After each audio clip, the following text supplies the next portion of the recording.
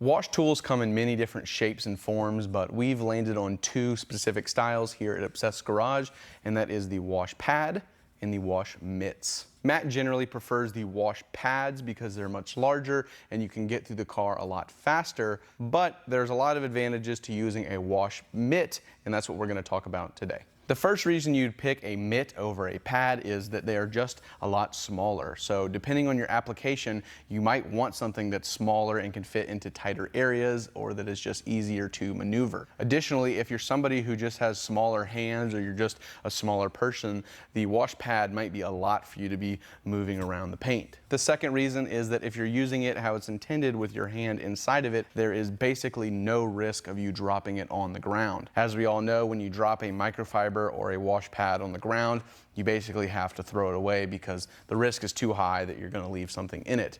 With these, you'll never have that issue. So if you're only going to pick up one, I would probably skew you towards the wash mitt instead of the wash pad to minimize risk. Additionally, wash mitts are really good for tight areas, or specifically, I like using them in decon washes. So I can get in the little tight areas, I can make sure I get under things, and again, minimizing that risk of dropping it while I'm doing so. And lastly, and quite obviously, it's just personal preference. I'd recommend picking up one of each, playing with them and seeing which one you tend to prefer, but at the end of the day, they're the exact same materials and it's really just a form thing. So whichever one you like, there is no right or wrong here. It's just the one that, again, you like.